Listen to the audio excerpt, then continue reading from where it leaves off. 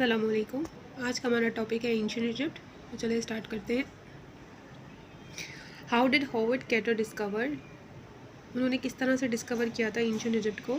8 नवंबर 1922 को एक mysterious passage way cluttered with broken stones, ठीक है, एक पैसेज था जिसको अनकवर किया गया था जिसके साथ ब्रोकन स्टोन्स लगे हुए थे बंजर पार्ट में इजिप्ट के, जिसको कहा जाता था, वो एरिया कौन सा कहा गया, उस एरिया को क्या कहा जाता था, वैली ऑफ किंग्स कहा जाता था।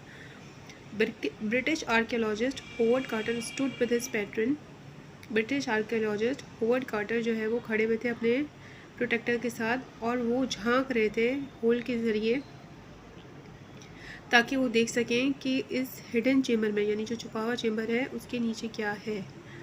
ठीक है। Carter later wrote in his diary that he was so a strange and wonderful medley collection of extraordinary and beautiful objects heaped upon one another.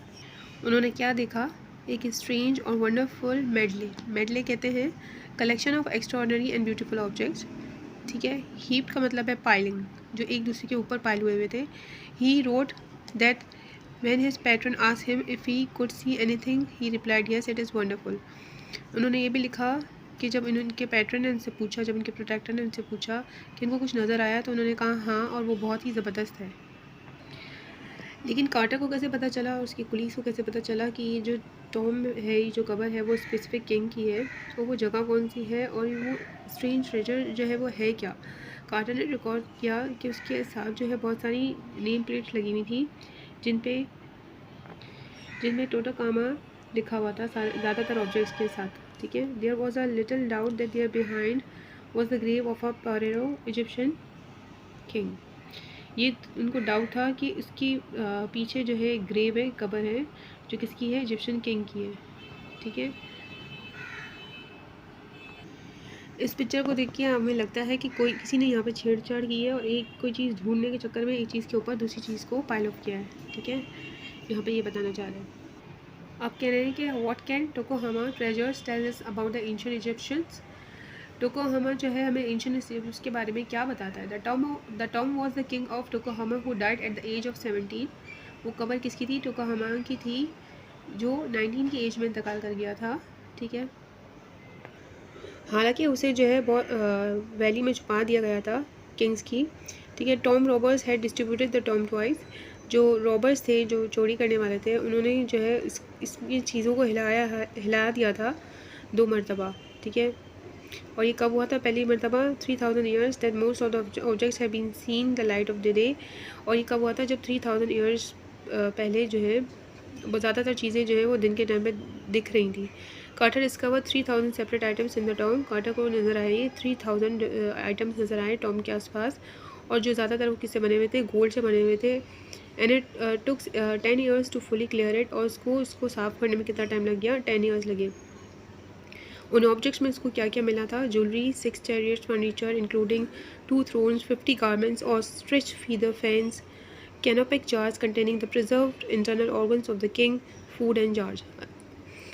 ठीक है। इसमें कैनोपिक जार्स था, उसके अंदर जो है वो बॉडी पार्ट्स रखे हुए थे। जब कोई डेड बॉडी इसके इंतकाल हो जाता था या वो मर जाता था बंदा, तो कैनोपिक जार्स के अंदर उसके बॉडी ऑर्गन्स को रख दिया जाता था प्रिजर्व करके। ठीक है। इससे भी ज़्यादा इंपॉर्टेंट बात वहाँ की वो थी कि जो है वहाँ पे इम्बेल बॉडी थी किंग की खुद की, जो कि लिनन स्ट्रिप्स में जो है वो रैप हुई थी, और उसके मुंह पर जो है वो गोल्ड मास्क था जिससे उसके मुंह को ढका हुआ था, और वो सॉलिड कॉफिन में बंधा हुआ था, सॉलिड कॉफिन में रखा हुआ था। ठीक है।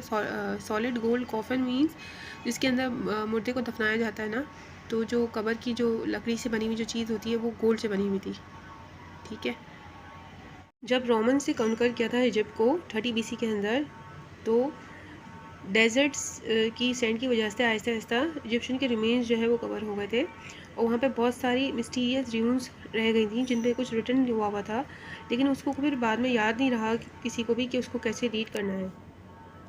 As with the archaeologist exhibiting the Indus valley civilisation, जिस तरह आर्कियोलॉजिस्ट ने जो है निकाले थे, र्यून्स निकाले थे इंडस वैली सिविलाइजेशन के से, उनको कुछ पता था इजिप्ट के बारे में कि हाउ एक्चुअली रूल, कि वो किस तरह से जो है वो रूल करते थे, वो किस तरह वहाँ के लोग रहते थे। और वो रोसेटा स्टोन की वजह से जो है आर्कियोलॉजिस्ट जो है जब रोसेटा स्टोन के बारे में इनको पता चला आर्कियोलॉजिस्ट को, तो उनको जो है बहुत सारी चीज़ों के बारे में पता चला जो कि कहाँ थी, सैंड के अंदर मौजूद थी। वो उसको अनकवर कर पाए कि वो चीज़ें क्या थी जो उन्हें मिल रही थी। ठीक है, रोसेटा स्टोन के अंदर वो चीज़ें मेंशन थी। अब रोसेटा स्टोन क्या है इसके बारे में हम पढ़ते हैं।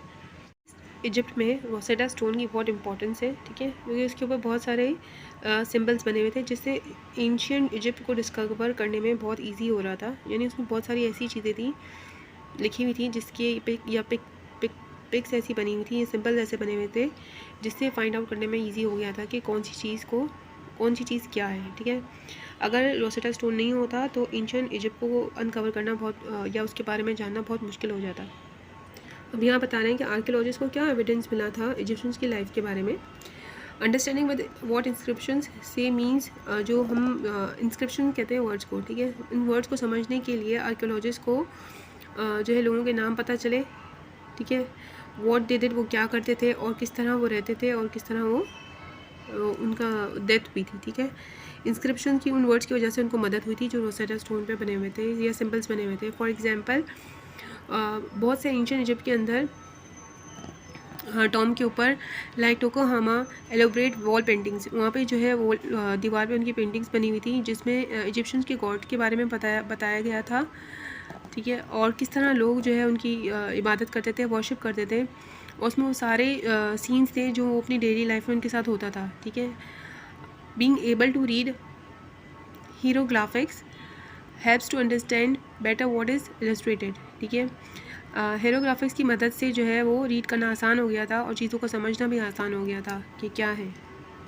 ठीक, how did religion influence the way life of ancient Egypt. अच्छा, वो सन की वो लोग वर्शिप करते थे, सन को खुदा मानते थे और वो समझते थे कि जब सूरज ग्रुप होता है तो सन जो है वो मर जाता है और रोज़ सुबह जो है वो ईस्ट से वो निकलता है। ठीक है, सन को जो है यहाँ पे बता रहे हैं कि वो रॉ कहते था।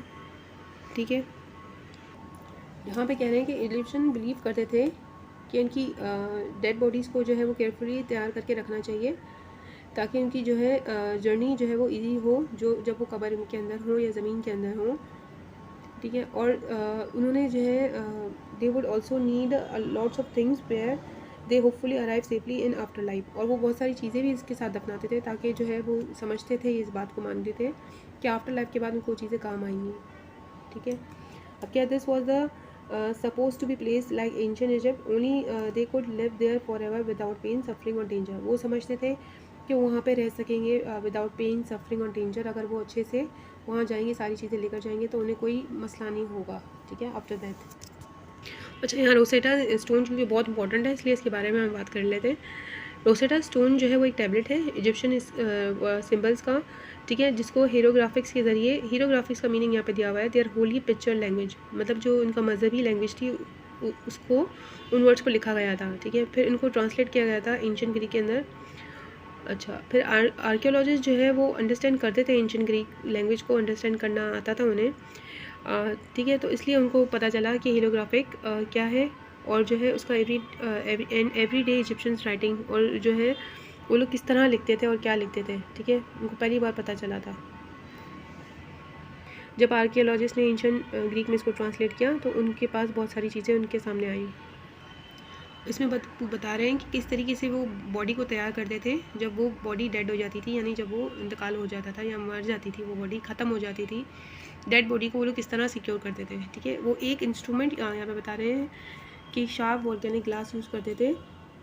ऑब्सिडाइन was used to cut open the body and remove the most of the internal organs which were they placed in canopic jars. ठीक है, ये इसके थ्रू जो है वो कट लगाते थे डेड बॉडी को, फिर वहाँ से ऑर्गन निकालते थे, इंटरनल ऑर्गन जैसे कि ब्रेन, और फिर इसको कैनोपिक जार्स में ये लोग डाल देते थे। The heart which was believe to be the set of learning. अच्छा, ये हार्ट को समझते थे, हम समझते हैं, हम आज मानते हैं कि ब्रेन में सारा हमारा लर्निंग का और नॉलेज का सब कुछ होता है, लेकिन वो लोग मानते थे कि हार्ट में होता है। ठीक है, और अच्छा, और सिर्फ हार्ट को वो लोग इसीलिए जो है वो बॉडी के अंदर रहने देते थे, बाकी निकाल लेते थे, बॉडी ऑर्गन्स दूसरे निकाल लेते थे। एक salty natron was then use to draw out the remaining moisture from the body. अच्छा, जो बॉडी का मॉइस्चर बरकरार है इसके लिए वो एक सॉल्ट लगाते थे, उस सॉल्ट का नाम क्या था, नेट्रॉन था। अच्छा, मम्मी जब ड्राई हो जाती थी सन में तो उसको विग पहना के और ज्वेलरी पहना के और फिर जो है उसको दफनाया जाता था, ठीक है। और उसको फिर जो है लिनन स्ट्रिप्स में जो है रैप किया जाता था। आर्कियोलॉजिस्ट ने एक मम्मी का वो देखा, डेड बॉडी देखी जिसको 370 स्क्वायर मीटर लिनन लगाया गया था। और ये ममीफिकेशन का प्रोसेस जो है वो उनके अंदाजे के मुताबिक 70 डेज़ का प्रोसेस है, ठीक है। एक मम्मी को तैयार करने में इनको कितने दिन लग जाते थे? 70 डेज़ लग जाते थे। अच्छा, जो अमीर लोग होते थे, जो किंग्स होती थी, उनकी बॉडीज़ क्या इस तरह से उनको कवर किया जाता था। For richer Egyptians and certainty for kings and certainly for kings a term would include a book of dead. अच्छा, उनके साथ जो बड़े किंग्स होते थे, जो रिच पीपल होते थे, उनके साथ जो है वो लोग बुक को भी दफनाया करते थे, ठीक है। उसके अंदर बहुत सारी स्पेलिंग्स वगैरह लिखी हुई होती थी, ताकि उनको ये लगता था कि बाद में उनको जर्नी जो है जब आफ्टर लाइफ के बाद उनकी जो जर्नी है उसमें उनको ईजी होगा और वो बुक जो है इनको हेल्प आउट करेगी। अच्छा, जो बुक को भी इन्होंने रैप किया हुआ था और वो बुक कितनी लंबी थी? 14 मीटर लॉन्ग थी। When roll out as a scroll, इसको स्क्रोलिंग की तरह से इसको लपेटा गया था, ठीक है। जब उन्होंने विलेज ढूंढा पर देमी, जो कि वैली किंग्स की वैली में था विलेज, आर्कियोलॉजिस्ट ने ढूंढा कि जो है टॉम वर्कर्स यानी जो ताबूत तैयार करते थे या जो किंग के मकबरे बनाते थे, उनकी फैमिलीज़ जो है वो मड ब्रिक हाउसेस में रहती थी, जिनको 100 को क्या दिया जाता था, क्योंकि वो काम करते थे डेड बॉडी के ऊपर इतना, तो उनको 100 लीटर वाटर दिया जाता था पर डे। और जो कहाँ से आता था? रिवर नाइल से डोंकीज़ के थ्रू वो लोग लेकर आते थे, ठीक है। आर्कियोलॉजिस्ट ने डिस्कवर किया कि टॉम वर्कर, अच्छा ये तो पढ़ लिया हमने, देयर वेरी डाइट इंक्लूडेड, उनकी डाइट में क्या शामिल था? Fruits, vegetables, spices, onions, garlic, grapes और डेट्स शामिल थे। By the time of Tokohama, tomb builders had learn that importance of trying conceal the treasures buried within the dead. आहिस्ता आहिस्ता जो है ना वो और इम्प्रूव करते जा रहे थे अपने जो है दफनाने के तरीके को, ठीक है। और किस तरीके से जो है इन्होंने चीज़ें छुपानी है, किस तरीके से क्या उन्होंने करना है, उसको उन्होंने और अच्छे तरीके से सीख लिया था बाय द टाइम, जैसे जैसे वो इस पर काम कर रहे थे, ठीक है। But at the beginning of Egyptian civilisation it would not have been more obvious with the first pharaohs were buried. लेकिन जो फेरोरा था, रूलर ऑफ एंशिएंट इजिप्ट का, उसमें जो है उतना इन लोगों को एक्सपीरियंस नहीं था जितना बाद में इनको बॉडी जो है सेव करने का तरीके आ गए थे इनको, कि किस तरीके से बॉडी को कवर करना है या उसे किस तरीके से फिक्स करना है, ठीक है।